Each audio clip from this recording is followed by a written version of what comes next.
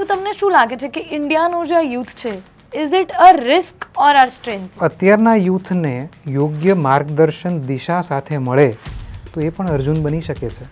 તમારી પાસે બધું જ હશે, પણ તમારે એને કઈ રીતે ઉપયોગ કરવાનો છે તમારા હાથમાં જ કરે છે. મેં ઘણી વખત એવું જોયું છે કે જે છોકરું એના પેરેન્ટ સામે નથી બોલી શકતું એ મારી પાસે બોલે છે. એક કોન્ફિડન્ટ બનાવે છે. હું હંમેશા છોકરાઓને કહું છું તમારા જીવનમાં એક કોન્ફિડન્ટ આવવું બહુ જરૂરી છે.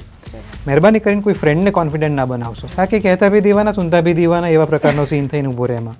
જો તમે ક્યારેક કોઈક વિકીપીડિયા જેવું કે બીજી કોઈ પણ તમે વેબ પેજ જોયું હોય તેમાં હાઇપર લિંક્સ આવે. બાળક એક વિડીયો જોવે છે, એમાં એક વસ્તુ આવે, બે વસ્તુ આવે, એને સમજવા માટે બીજી વસ્તુ ખોલે, ત્રીજી વસ્તુ ખોલે, ચોથી વસ્તુ ખોલે. મેઇન ટોપિકથી ક્યારે ડાયવર્ટ થઈ ગયું એને પોતાને ખબર નહીં પડે. હું હંમેશા એક વસ્તુ કહેતો આવ્યો છું કે ફિઝિકલ ટીચિંગનું કોઈ રિપ્લેસમેન્ટ નથી. એની પાછળ કારણ છે. મને એવું લાગે કે ટીચર હોય ને એ માણસ ખાલી પોતાની વાત સમજાવી દે એટલામાં તો ચાલશે જ નહીં, પણ જે બેસ્ટ ટીચર હોય ને એ હોય કે જે સ્ટુડન્ટને સમજે. આ ટીચરથી બેસ્ટ ટીચર બનવા સુધીનો અંતર છે ને એ અમુક જ લોકો પૂરો કરી શકે છે. અને વાત જ્યારે હું મિસ્ટર જીત ભટ્ટની કરું છું, જે આજે મારી સાથે છે, એ આ જર્ની પૂરી રીતે નિભાવી ચૂક્યા છે. એમની પાસે 10 યર્સ કરતાં પણ વધારેનો ટીચરનો એક્સપિરિયન્સ છે. બહુ જ ફેમસ ઇન્સ્ટિટ્યૂટ્સ જેના નામ તમને બધાને યાદ જ હશે, એમાં એ ટીચર રહી ચૂક્યા છે. એ બુક્સના ઓથર પણ છે. તો આઈ થિંક એમના વિશેની હું આટલી વાત કરું એના કરતાં એ જ કરે તો વધારે રસપ્રદ લાગશે. So I want to welcome mister Jeet Bhatt. Sir, તમારી ઇન્ટ્રોડક્શન આપશો પહેલાં please. Okay, hi first of all. Hello. કેમ છો તમે? એકદમ મજામાં. અને તમને મળીને મારા મગજના સવાલો બહુ બધા આવી રહ્યા છે. એનું લિસ્ટ રેડી કરું છું બસ મનમાં. રાઈટ. તો મારી વાત કરું તો ડબલ પોસ્ટ ગ્રેજ્યુએટ છે. એક બોટનીમાં છે અને બીજું બાયોટેકનોલોજીમાં છે. અને since 2012 I am teaching. And secondly, I have worked with many famous education institutes which are located in pan-India locations. જેમ કે આકાશ છે, અનએકેડમી છે, આ બધી જગ્યાએ હું કામ કરી ચૂક્યો છું. અને I have been mentoring students since last 10 years. અને એ જર્નીમાં સ્ટુડન્ટ્સની સાયકોલોજી વિશે ઘણું બધું જાણવા મળ્યું છે, જે આઈ હોપ હું આજે તમારી સાથે શેર કરી શકું અહીંયા. Definitely. Sir, this was something about you and your journey. But હવે મને એવું લાગે છે કે તમે એક પોઈન્ટ કીધું કે તમે સ્ટુડન્ટ્સને સૌથી વધારે ધ્યાનથી નજીકથી જોયા છે. Because I think as a teacher આ વસ્તુ જે છે સ્ટુડન્ટ ટીચરનું connection, you are mostly connected with youth. તો તમને શું લાગે છે કે ઇન્ડિયાનું જે યુથ છે, is it a risk or our strength? બંને. ઓકે. બંને છે. એક એક્ઝામ્પલ આપું અહીંયા. યા પ્લીઝ. સપોઝ માનો કે પેરેન્ટ જે છે એ બ્રહ્મા છે અને સ્ટુડન્ટ છે, બે સ્ટુડન્ટ છે. એક સ્ટુડન્ટ અર્જુન છે, બીજો સ્ટુડન્ટ અશ્વત્થામા છે. બ્રહ્માએ એમનું જે પાવરફુલ એક વેપન છે, જેને નામ કદાચ આપે સાંભળ્યું હશે, બ્રહ્મશીર અસ્ત્ર કહીએ આપણે. તો બ્રહ્માએ આ અસ્ત્ર બંનેને આપેલું છે. હવે જે અર્જુન છે એને ખબર છે કે આનો ઉપયોગ કેવી રીતે કરવો અને ક્યારે કરવો, ક્યાં અટકવું એ પણ એને ખબર છે. પણ અશ્વત્થામાને એ વસ્તુની ખબર નથી. તો જો અત્યારના યુથને યોગ્ય માર્ગદર્શન દિશા સાથે મળે તો એ પણ અર્જુન બની શકે છે. એની માટે એને એવું માર્ગદર્શન મળવું જરૂરી છે જે યોગ્ય દિશામાં હોય. એટલે જો ડિસ્ટ્રેક્શન હોય તો અશ્વત્થામા બનતા વાર નહીં લાગે, પણ જો ડિરેક્શન હોય તો અર્જુન બની શકાશે.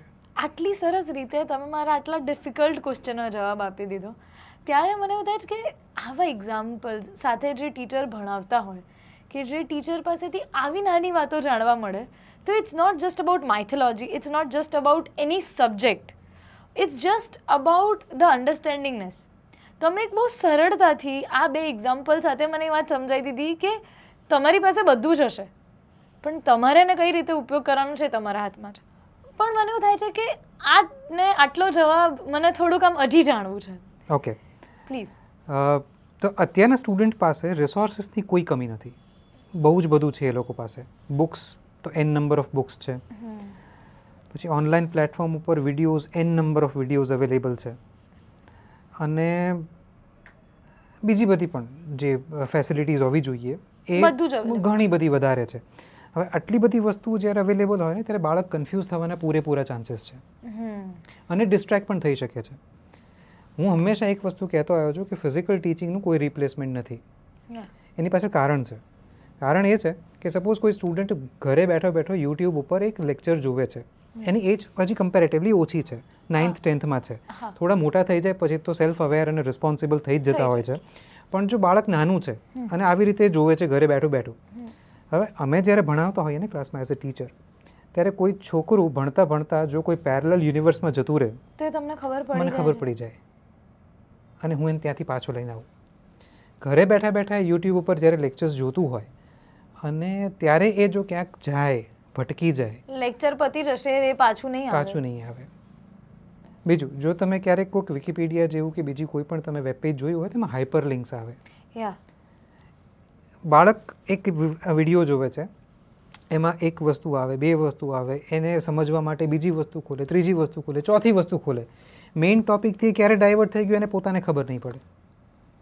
અને એમાં એનો ટાઈમ કન્ઝ્યુમ થઈ ગયો, એનું બ્રેન કન્ઝ્યુમ થઈ ગયું અને એની એનર્જી બી કન્ઝ્યુમ થઈ ગઈ. અને સરવાળે મળ્યું શું? શૂન્ય. એટલે ફિઝિકલ ટીચિંગ, હા, આ બધી જે વસ્તુ છે ને સપ્લિમેન્ટ તરીકે આપણે યુઝ કરી શકીએ છીએ, but not as main course. આ બધી વસ્તુ સપ્લિમેન્ટરી છે.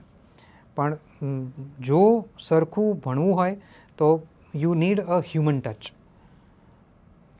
And I think just not for the education but for the personal connection. Yes, absolutely. એ પણ બહુ જ ઇમ્પોર્ટન્ટ પાર્ટ પ્લે કરે છે. મેં ઘણી વખત એવું જોયું છે કે જે છોકરું એના પેરેન્ટ્સ સામે નથી બોલી શકતું એ મારી પાસે બોલે છે. એક કોન્ફિડન્ટ બનાવે છે. મેં હંમેશા છોકરાઓને કહું છું કે તમારા જીવનમાં એક કોન્ફિડન્ટ આવવું બહુ જરૂરી છે. કોન્ફિડન્ટનો મતલબ એમ થાય કે you share everything with that person. તો એ ઘણી બધી હું છોકરાઓને કહું કે કોન્ફિડન્ટમાં કાં તો તમારા મમ્મી હોય, કાં તો તમારા ફાધર હોય અને કાં તો કોઈ ટીચર હોય. મહેરબાની કરીને કોઈ ફ્રેન્ડને કોન્ફિડન્ટ ના બનાવશો. હા, બીકોઝ એ તમારી એજનું છે. હા, કે કહેતા બી દીવાના, સુનતા બી દીવાના, એવા પ્રકારનો સીન થઈને ઊભો રહે એમાં. એટલે જો ખાસા ઘણા બધા સ્ટુડન્ટ્સ એવા આવ્યા છે જે ઘણી બધી વસ્તુ, પર્સનલ વસ્તુ એમની શેર કરે ટીચર સાથે, મારી સાથે શેર કરે છે અને we are Bing able to guide them properly in that case. તો એ વસ્તુ એટલી જ જરૂરી છે. And when you guide them properly તો એમનું એક બોન્ડ પણ ક્યાંક ને ક્યાંક તમારી જોડે બહુ સ્ટ્રોંગ બનતું જાય. 100%. કે જે એના એજ્યુકેશનમાં બહુ ઇમ્પોર્ટન્ટ ફેક્ટર પ્લે કરે કે જ્યારે પર્સનલ લેવલ પર તમે મને કોઈ વસ્તુ કીધી હું એમાં સક્સેસ થઈ ગઈ તો મારું સબકોન્શિયસ માઇન્ડ એ રીતના ટ્રેન થઈ જશે કે મને સરે કીધું છે ને તો હું સરના સબ્જેક્ટ્સમાં મસ્ત કરીશ, સરે આટલું કીધું છે ને મને ભણવાનું તો ફટાફટ આટલું કરી લો. એ મને એવું લાગે છે કે મારા કેસમાં તો એવું બહુ થાય કે સોરી ટુ ઇન્ટરપ્ટ, પણ આમાં એવું છે કે હું મારું જ એક્ઝામ્પલ આપું. If I'm not mistaken, I was pursuing my post-graduation. I had my favorite teacher, obviously everybody has. And I used to follow him blindly. હું એમનું હેન્ડરાઇટિંગ કોપી કરવાની ટ્રાય કરતો, હું એમનું ડ્રેસિંગ કોપી કરવાની ટ્રાય કરતો. And I experienced same thing when I was teaching.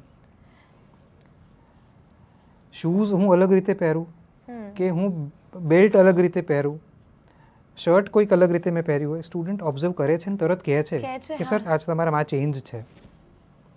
છોકરું એટલું ધ્યાનથી ટીચરને ઓબ્ઝર્વ કરતું હોય છે અને એ એને હેલ્પ કરે. એ જે ટીચરને એટલું ધ્યાનથી ઓબ્ઝર્વ, આપણે કોઈને ક્યારે ઓબ્ઝર્વ કરીએ એટલું ધ્યાનથી? જ્યારે આપણે એમનાથી બહુ જ ફેસિનેટેડ હોઈએ, આપણે એમને આઈડિયલમાં ગણતા હોઈએ કે મારે આમના જેવું બનવું છે. તો that brings a lot of responsibility in a teacher. જો સ્ટુડન્ટ આટલું બધું તમને ઓબ્ઝર્વ કરે છે, તમને આટલું બધું માને છે, તો એઝ અ ટીચર તમારી રિસ્પોન્સિબિલિટી ઘણી બધી વધી જાય છે. એ બાળકનો વિશ્વાસ તૂટે નહીં એની. એ ઓનલાઈનમાં નહીં મળે. હું પહોંચી ગઈ મારા ટીચરના ઝોનમાં કે મેં કેટલી વસ્તુ એમની પાસેથી કોપી કરી છે. આપણે બધાએ કરી છે. ડેફિનેટલી. મને તો યાદ છે કે મને નાનપણમાં છે ને ચોટલો વાળવાનો ભયંકર શોખ હતો, પણ એ મને મારા એક મેમને જોઈને જ આવ્યો હતો. પહેલાં મમ્મીને બા વાળ આપતા હતા ને તો એવું કહેતી હતી કે આ શું આંટીઓ જેવું માથું ઓળે આપો છો, પણ એ મેમના એટલા લાંબા વાળ હતા એવી રીતે. તો પછી હું ઘરે જઈને સેમ કહું, મને એવો ઢીલો ચોટલો જ વાળીને આપજો.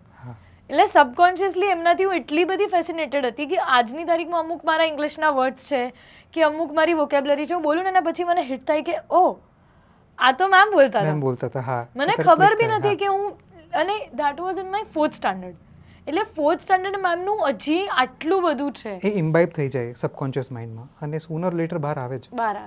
આની જોડે જોડે છે ને મને એવું લાગે કે આપણે જેટલી પાસ્ટની વાતો કરી, મેં જેમ મારા ટીચરનો ઇન્સિડન્ટ શેર કર્યો, એ બધું એટલા માટે બી છે કારણ કે that was, we were very emotionally connected. But ક્યાંક ને ક્યાંક મને એવું લાગે છે આજકાલનું જે યુથ છે it is not that emotionally invested. આ મારી સાઈડથી કદાચ એક ફેક્ટ હોઈ શકે, I don't know much about મારથી વધારે બેટર તમે જ જાણો છો, તો મને એક કન્સર્ન એ બી આવે છે કે vote do you think that is the biggest challenge that students of today generation face? Student emotionally connect થાય છે ટીચર સાથે અત્યારે પણ.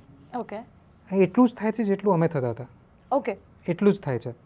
અને મેં તમને હમણાં જ કીધું કે અમુક છોકરાઓએ મને જ કોન્ફિડન્ટ બનાવેલા એક્ઝામ્પલ છે, અને દે શેર એવરીથિંગ. અને પેરેન્ટ્સની વાત ઘણી વાર નહીં માને, પણ એના ટીચરની વાત માની માનશે. જશે. અને આવું હજી થાય છે. But that depends again on teacher, યા કે એ કેટલું શું કહેવાય એમ બચ્ચામાં ઇન્વોલ્વ થઈને એને ભણાવે છે. જ્યારે કોઈ ટીચર બાળકને શાંતિથી સાંભળે ને, બસ એ જરૂરી છે. સાંભળીને એના માથે હાથ મૂકીને ખાલી એટલું કહે ને, બેટા ચિંતા ના કર, હું છું. એ બાળક કનેક્ટ થઈ જ જાય મેમ. આટલું જ એક બાળક માટે જરૂરી છે. અને આઈ થિંક એ ટીચરની તો જીત છે, પણ એક બાળકની જીત છે કે મારા પડખે મારા ટીચર ઊભા છે. હા, અને ટીચરની સાચી કમાણી એ જ છે. જ્યારે એ બાળક મોટું થાય, કોલેજમાં જાય અને આવી રીતે એના ટીચરને યાદ કરે, એ ટીચરની સાચી કમાણી જ એ છે. આપણે વાત ટીચરની કમાણીની કરી, હમ. ત્યાં છોકરાઓની કમાણી એટલે બધાની દ્રષ્ટિ આવી જાય marks. Vote do you think as the importance of marks? Marks important તો છે, ઘણા ઇમ્પોર્ટન્ટ છે, પણ એક જગ્યાએ પહોંચવા માટે. ત્યાં પહોંચ્યા પછી એની કેપેબિલિટી, એની ક્ષમતા ઉપર એ માણસ ત્યાં ટકશે. હું જ્યારે સ્કૂલમાં હતી ત્યારે તમે ક્યાં હતા? મારે તમારી જોડે ભણવું હતું. હું ક્યાંક ભણતો જઈશ ને એ વખતે. મારે તમારી જોડે ભણવું હતું. મને બસ આવું કોઈ ટીચર કહી દે, મને એની રાહ છે. sooner or later. દેર આય પર દુરુસ્ત આય. તો માર્ક ઇમ્પોર્ટન્ટ છે, નો ડાઉટ અબાઉટ ઇટ. પણ એ કોમ્પિટિશનમાંથી બહાર નીકળવા માટે you need to stand yourself apart from mass. તો એની માટે marks definitely are important. But તમે એક જગ્યાએ પહોંચશો પછી તમારી જે એકચ્યુઅલ ક્ષમતા છે એને આધારે જ તમે એ જગ્યાએ ટકી રહેશો.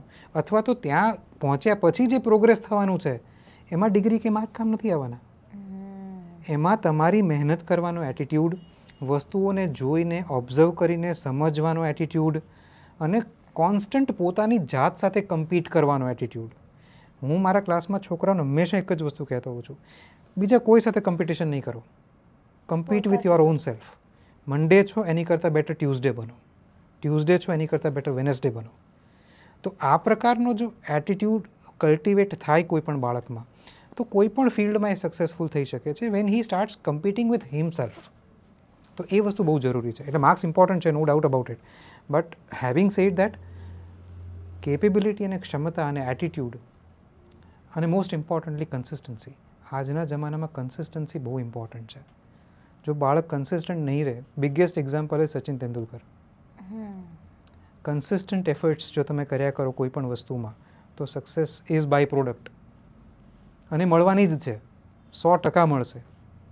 વાત જ્યારે કન્ટિન્યુટીની, કન્સિસ્ટન્સીની તમે કીધી, તો કેટલા બધા એવા ઇન્સિડન્ટ્સ બી છે કે રિજેક્શન પછી પણ લોકોએ એ કન્સિસ્ટન્સી ને એફર્ટ્સથી સક્સેસફુલ પહોંચ્યા હોઈએ. અને અગર એનું લિસ્ટ જોવા જઈશું તો આપણને બહુ જ બધા નામ મળશે. પણ ક્યાંક ને ક્યાંક મને એવું લાગે છે કે ઘણીવાર સ્ટુડન્ટ્સ છે ને ડિરેક્શનલેસ થઈ જાય છે. એ પોતાની સાચી દિશા ખોઈ બેસે છે. અને એનું ફેક્ટરાઇઝેશન, કે અગર આપણે એમાં ડિટેલમાં ઉતરીએ, તો તમને સાયકોલોજીકલી કઈ વસ્તુઓ લાગે છે કે જે ઇમ્પોર્ટન્ટ છે, સ્ટુડન્ટે બી ધ્યાનમાં રાખવી જોઈએ કે આ વસ્તુ હું કરીશ તો ક્યાંક ને ક્યાંક મારા માટે જ ખોટું છે, એના માટે શું કરવું? સ્ટુડન્ટ્સ જ્યારે મહેનત કરતું હોય છે ત્યારે એક ડેફિનેટ ગોલ સાથે મહેનત કરતું હોય છે. ફોર એક્ઝામ્પલ, એક સ્ટુડન્ટ એ છે, એ સ્ટુડન્ટ બી સાથે કમ્પીટ કરી રહ્યું છે. બીના 95+ આવે છે, ઓકે. અને એ વોન્ટ્સ ટુ અચીવ દેટ. હવે સપોઝ એને એ નથી મળતું અને 85 પર અટકી જાય છે, તો એનું શું થશે? બે વસ્તુ છે આમાં મારા મગજમાં, કે અગર એ એકદમ 65 વાળું સ્ટુડન્ટ છે અને 85 સુધી પહોંચ્યું, તો ડેફિનેટલી બહુ ખુશ થશે કે મારું આ અચીવમેન્ટ છે, મારે થોડુંક વધારે મહેનત કરવી છે, હું ધીમે ધીમે ધીમે પહોંચી જઈશ. પણ અગર એ ઓલરેડી 80 લાવે છે, તો એના માટે અચીવમેન્ટની કદાચ એવી ખુશી જ નહીં થાય કે આ તો 5 જ માર્ક્સ આવ્યા. હું પહેલા એવા ઝોનમાં આવું છું કે ભલે 5 બી વધ્યા તો બી હું આમ હરખાઈને ફરીશ. બટ આઈ થિંક કે એ કેટેગરીના મેં બહુ ઓછા લોકો એવા જોયા છે કે જે એ 5માં બી આમ બહુ ખુશ થશે. આઈ થિંક એ વધારે દુઃખી થશે કે બસ 5 જ થયા, આટલો એફર્ટ, તો આટલું જ શું છે, આટલી મહેનત કર્યા પછી બી આ જ મળ્યું. ચલો, અને બીજા પોઈન્ટ ઓફ વ્યૂથી ડિસ્કસ કરીએ આપણે. હા. સપોઝ માનો કે સ્કૂલની અંદર કોઈ કલ્ચરલ ઇવેન્ટ છે, હા. એક સ્ટુડન્ટે બહુ જ મહેનત કરી છે અને ખરેખર બહુ સારું કામ કરતો હતો. He was performing really very nice. હા. અને everybody else was saying same, okay. Parents, friends, teachers, everybody else. હા. પણ જે જ્યુરી હતી એણે એને નંબર ના આપ્યો અને કોઈ બીજા નંબર આપી દીધો. હમ. પછી શું થશે? ડેફિનેટલી થોડુંક ડિમોટિવેટ થશે હમ અને એને ક્યાંક ને ક્યાંક જ્યુરી પર આમ થશે કે મારી જોડે જ કેમ આવું થયું, હમ. હું જ શું કામ બધા એટલું. પણ મને એવું લાગે કે જ્યુરીએ કંઈક જોયું હશે કે જે એની અંદર એરર હશે, કારણ કે એ એક ટીચરની નજર જ જોઈ શકશે, એક જજની નજર જ જોઈ શકશે, જે કદાચ હું કે અમે કોઈ નહીં જોઈ શકીએ જે તમે જોઈ શકશો. પરફેક્ટ. હવે આને રિલેટ કરીએ એક રિયલ લાઈફ એક્ઝામ્પલ સાથે. ઓકે. એક મમ્મી છે, હા. એની નાની દીકરીને એકદમ ક્યુટ મજાની સરસ મજાની ઢીંગલી લઈ આપે છે. એને લઈને એક શોપમાં જાય છે. ઓકે. શોપકીપર હમ. એ ઢીંગલીને જોઈને બહુ જ ખુશ થઈ જાય છે. હમ. એ બહુ આમ પેલું કહેવાય ને પરાણે વાલે લાગે એવી દીકરી હતી એ. હા. તો એ દુકાનદારે કીધું કે બેટા આમાંથી ચોકલેટ લઈ લે. તો દીકરી ના પાડી, નથી લેવી. એટલે કાકાએ કીધું ઓકે. થોડી વાર પછી કાકાથી રહેવાયું નહીં કે આ તો બહુ વાલી દીકરી છે, જેવી રીતે વાત કરે છે, બિહેવિયર છે બહુ. બેટા લઈ લે ચોકલેટ, વાંધો નહીં. તોય ના પાડી પેલી છોકરીએ. પછી કાકાથી રહેવાયું નહીં એટલે એણે એની મમ્મીને કીધું કે બેન તમે કોને, તમારી વાત કદાચ માને. અને તો પછી મમ્મીએ કીધું કે બેટા અંકલ એટલું કહે છે તો લઈ લે ચોકલેટ, કંઈ વાંધો નહીં, હું હા પાડું છું. તોય એણે ના લીધી. હવે કાકા અકળાયા અને કાકાએ જાતે ચોકલેટનું મુઠ્ઠી ભરી અને દીકરીને આપી દીધી. એને લઈ લીધી. તો મમ્મીએ કીધું બેટા કેમ તે આવું કર્યું? તો એણે કીધું કે મમ્મી મારા હાથ તો સાવ નાના છે, હું લેતી તો સાવ ઓછી આવતી. કાકાના હાથ કેટલા મોટા છે તો મને વધારે ચોકલેટ મળી. કાકાનો હાથ અહીંયા ભગવાનનો હાથ છે. કોઈ સ્ટુડન્ટને કોઈ એક ટાઈમે કોઈ વસ્તુ નથી મળતી, કોઈ સ્ટુડન્ટ જ શું કરવા, કોઈ પણ માણસને કોઈ એક ટાઈમે કોઈ વસ્તુ નથી મળતી તો ડિમોટિવેટ થવાને બદલે જો એ વેઇટ કરી લે, કારણ કે એ જે સૌથી મોટો ટીચર જે બેઠો છે એને ખબર છે કે ક્યારે આને શું આપવું, અને એનો હાથ તો ઘણો મોટો છે, તો જ્યારે એ આપશે ત્યારે તો આપશે. બસ આ એક સ્ટોરી સ્ટુડન્ટ્સને આખું પરસેપ્શન ચેન્જ કરી દેતી હોય છે, જે હું છોકરાઓને ક્લાસમાં કહેતો હોઉં છું. તમે આ સ્ટોરી કીધી ને હું એટલી ઇન્વોલ્વ થઈ ગઈ આ સ્ટોરીમાં કે જેન્યુઅનલી મને એવું ફીલ થયું કે યાર મેં મારી લાઈફના એવા ઇન્સિડન્ટ્સ યાદ કર્યા મારા મનમાં કે ક્યાં મને કંઈક જોઈતું હતું અને મને ના મળ્યું ને ત્યારે હું હતાશ થઈને બેસી અને પછી ભગવાને મને તથાસ્તુ કહીને આખું આકાશ જ આપી દીધું. હા, એવું બને. અને ત્યારે મને હંમેશા એવું આવે કે એક લાઈન છે ગીતમાં આવે છે કે હું એવું કહું કે હું ખોબો માંગુ ને તું આપી દે દરિયો. બિલકુલ. તો હંમેશા ભગવાનને આજની તારીખે બહુ પ્રાર્થના કરું ને એવું જ કહું મારે ખોબા જેટલી ઈચ્છાઓ જ નથી માંગવી તમારી પાસે, તમે મને તમારો દરિયો આપો. તું જ નક્કી કર કે મને શું જોઈએ. અને આપે છે. હા, એ આપશે, 100% આપશે. My God, this was very good. હું લિટરલી ખોવાઈ જાઉં છું તમારી વાર્તાઓમાં. સો આ વાત તમે જે કરી એ મારા બ્રેનને એટલા બધા ડોટ્સ પર લઈ ગઈ કે ધીસ ઇઝ સચ અ ગ્રેટ સાયકોલોજીકલ એસ્પેક્ટ.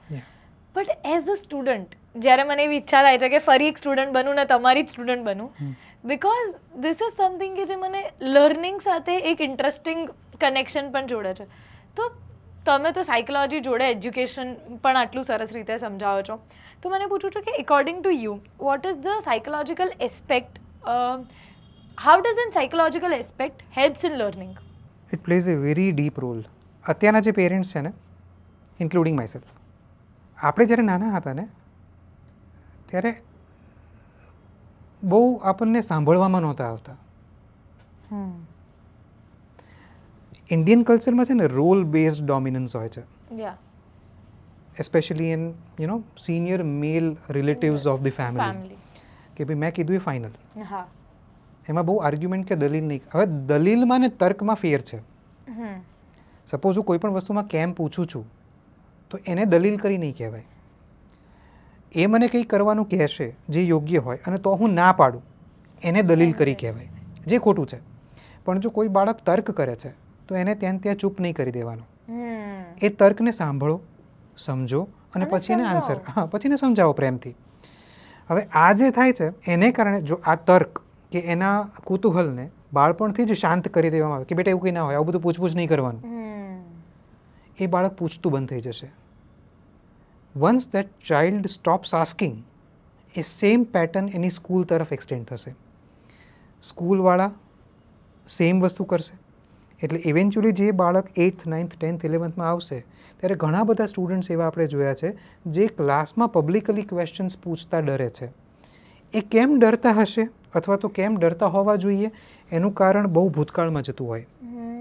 હા, પોસિબલ છે કે દર વખતે આ વસ્તુ એપ્લિકેબલ ન પણ હોય, પણ 10માંથી 6 કે 7 વખત આ વસ્તુ મેં જોઈ છે કે ભાઈ હા, એને બાળપણથી એની ક્યુરિયોસિટીને શાંત કરી દેવામાં આવતી હતી.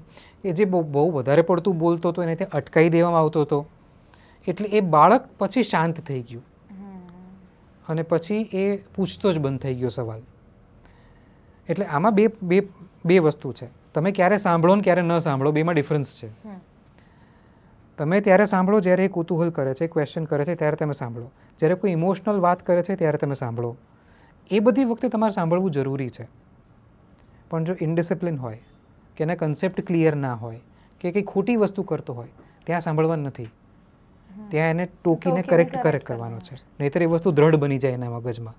એટલે જો આ બાયફર્કેશન પેરેન્ટ અને ટીચર બંને શીખી લે તો I think that would create a good human being in future. And I think that is giving a student a better life. એના માટે બી બહુ કન્વિનિયન્સ ને ઇઝી વસ્તુ થઈ જાય. 100%. હું મારી જ પર્સનલ વાત કરું તો હું હંમેશાથી ઘરના એક એવા એટમોસ્ફિયરમાં આવી હતી કે મારા બા દાદા, સ્પેશિયલી મારા બા દાદા, નોટ ઇવન મારા પપ્પા મમ્મી, એ લોકોની એક આદત હતી કે ના પણ પાડે ને તો એ સમજાવે.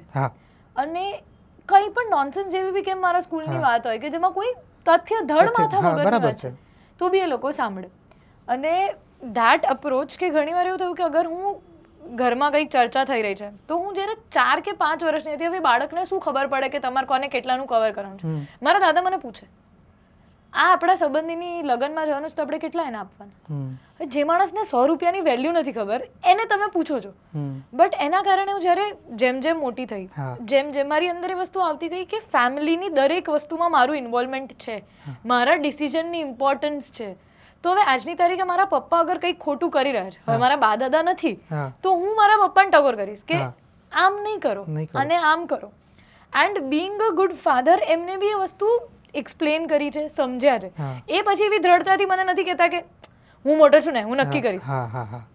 હું ખોટો છું, માની લઉં છું, પણ તું જે કહે છે ને એ બી એટલું સાચું નથી. આપણે આનો કંઈક મિડલ વે કાઢવો પડે. એટલે અમારા બંનેની આર્ગ્યુમેન્ટ્સ બી થાય અને રિસર આર્ગ્યુમેન્ટ્સ થાય. એમાં જે તમે કીધું ને કે તર્ક, અમે તો તર્કથી આમ ડિબેટ પર પહોંચી જતા હોઈએ. મારી મમ્મી કહે ને કે ઘરમાં 2 વકીલ બેઠા છે આપણા, તો એટલી અમે 15-20 મિનિટ અગર વોર બી ચાલે છે તો એક અમારા ઘરમાં ઇઝરાયલ બનશે ને એક હું બનીશ, તો આમ એટલી ડિબેટ્સ થશે. But then it concludes as if a middle way, as if a support system. તો જ્યારે તમે પેરેન્ટ્સની વાત કરીને તો મને આ મારા પેરેન્ટ્સનું પેરેન્ટિંગ એટલા માટે બહુ જ એવું લાગે છે કે that gives me a strong motive કે મારી સાથે કંઈ ખોટું બી થશે ને બહાર દુનિયામાં તો હું ડરીશ નહીં. પપ્પાને જઈને કહેવાનું છે ને એ પપ્પાથી બીક નહીં લાગે. જે ક્લાસમાં કોઈને ટીચરથી બીક નથી લાગતી બિકોઝ તમારા જેવા ટીચર છે, બાય ડિફોલ્ટ ક્યાંક મારી લાઈફમાં લેક થયું બટ પેરેન્ટે કવર કરી લીધું એ વાળી વાત છે. But that holds a very special and a safe space in my life. અને એ જ ઇમોશનલી મેચ્યોર અને સ્ટેબલ ઇન્ડિવિજ્યુઅલ્સ ક્રિએટ કરશે. જો તમે બોલતા માણસને અટકાવી દેશો ને તો એ અંદર ઘૂંટાતો રહી જશે. કારણ કે એ માણસને psychologically he or she feels a desperate need to be heard. કે ભાઈ મને કોઈ સાંભળે, પણ બોલી શકતો નથી કારણ કે બાળપણથી એને પછી એ અટેન્શન સીક કરે છે, વિક્ટિમ કાર્ડ રોલ પ્લે કરશે, કાં તો ઓવર એક્સપ્લેન કરે કોઈ પણ વસ્તુને પોતાની જાતને વેલિડેટ કરવા માટે. હવે આટલી બધી જરૂર નથી ઓવર એક્સપ્લેન કરવાની, અમે સમજી ગયા છીએ, બટ એના રૂટ્સમાં છે એ વસ્તુ. જ્યારે તમે સાંભળો નહીં તો એને કારણે આવા જ પ્રકારના ઇન્ડિવિજ્યુઅલ્સ આગળ જતા બને. એટલે to listen is a virtue. આપણે પેરેન્ટ્સની વાત કરી, આપણે સાયકોલોજીની વાત કરી, પણ ક્યાંક ને ક્યાંક આપણે એક એલિમેન્ટ પર ગોળ ફરીને આવીએ છીએ, એ છે સ્ટુડન્ટ્સ. કારણ કે એ જે કે લાઈફનો એક એવો પોર્શન છે કે જ્યારે આપણે શીખી શકીએ છીએ, સમજી શકીએ છીએ, પોતાની જાતને બદલી શકીએ છીએ. એડલ્ટહુડમાં ગયા પછી એટલા બધા ચેન્જીસ આપણે આપણી જાતમાં નથી લાવી શકતા, ગ્રેજ્યુઅલી ધીમે ધીમે ઉંમર સાથે જે આવે જ. પણ મારું પર્સનલી માનવું છે કે student phase is the best part of our time કે જેમાં આપણે બેસ્ટ વેમાં પોતાની જાતને મોલ્ડ કરી શકીએ. તો વોટ ડુ યુ થિંક કે student should do differently? Consistency. Okay. Consistency. જો કોઈ પણ બાળક કન્સિસ્ટન્ટલી મહેનત કર્યા કરે, result should not fluctuate his efforts. Okay. Result plus minus થશે અને થવાનું જ છે. કારણ કે all days are not the same. ક્યારેક તાવ આવી ગયો, ક્યારેક કોઈક ફંક્શન આવી ગયું, ક્યાંક જવું પડ્યું, કંઈ પણ હોઈ શકે, XYZ reason. But result should not guide you. તમે રિઝલ્ટ માટે કામ થોડી કરો છો. હા, result is the by product of the hard work that you are doing. તો એ તમારું બાય પ્રોડક્ટ છે. તમારું મેઇન ગોલ શું હતું, જે મેં પહેલાં જ કીધું, you are improving your self every day. From Monday. Yes. તો every day if you improve your self, તો result is the by product, એ મળવાનું જ છે.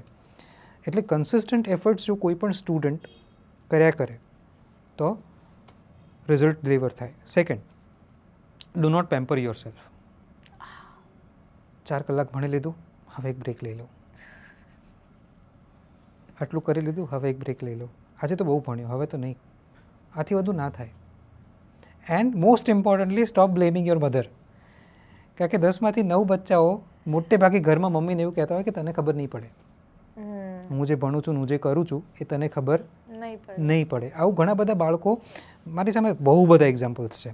ખાસ કરીને જે સાયન્સ ભણતું છોકરું હોય, મેડિકલ ભણતું કે એન્જિનિયરિંગ ભણતું છોકરું હોય ને, અને મમ્મી BA કર્યું હોય કે BCom કર્યું હોય, તો ઘરે જઈને મમ્મી કંઈ પણ કહે ભણવા માટે, તો 11th-12thના બચ્ચા એસ્પેશિયલી જે મોટા થઈ ગયા છે, એ મમ્મીને એવું કહેતા ગભરાતા નથી કે મમ્મી તને ખબર નહીં પડે. પણ તે વખતે એ લોકો એ કહેવત ભૂલી જાય છે, એક માતા 100 શિક્ષકની ગરજ સારે. એ ચાહે ગમે તે ભણી હોય, પણ એને તને ભણાવતા આવડે છે. 100%. એને જેનેટિક્સ નહીં આવડે, એને હ્યુમન ફિઝિયોલોજી નહીં આવડે, પણ તું કેવો છો એ ખબર છે એને, અને તને ભણાવતા આવડશે એને. એટલે stop being rude to your mother, be very respectful and study consistently. બસ જો આટલી વસ્તુ ક્લિયર થઈ જાય તો तुमने जीत लिया है. જીત લીયા. 100%. લાઈફ જીતી લીધી. રિઝલ્ટ શું આવશે મને ખબર નથી, પણ લાઈફમાં you will be very successful at the end of the life and you be happy person. સાચી વાત કહું ને તો આ કન્વર્ઝેશન છે ને, એવું લાગ્યું જ નહીં કે હું કોઈ એક્સપિરિયન્સ ટીચર સાથે કરું છું. મને એવું લાગ્યું કે કોઈ મારું જ સ્કૂલનું જૂનું ટીચર છે, જેને મળીને બસ આમ ખુશી થઈ. કારણ કે સાયકોલોજીની વાત હોય, ટીચિંગની વાત હોય, કે ક્યાંક ને ક્યાંક મારી અંદર રહેલું એ નાનું ટીનેજનું બાળક કે જેની અંદર બહુ બધી મિસ્ટેક્સ છે, બહુ બધા ફ્લોઝ છે, પણ એને કોઈ શાંતિથી સમજાઈ રહ્યું છે, બસ એવી જ આ કન્વર્ઝેશન લાગી. અને મને ખબર છે કે આ ફિલિંગ તમને પણ આવી છે.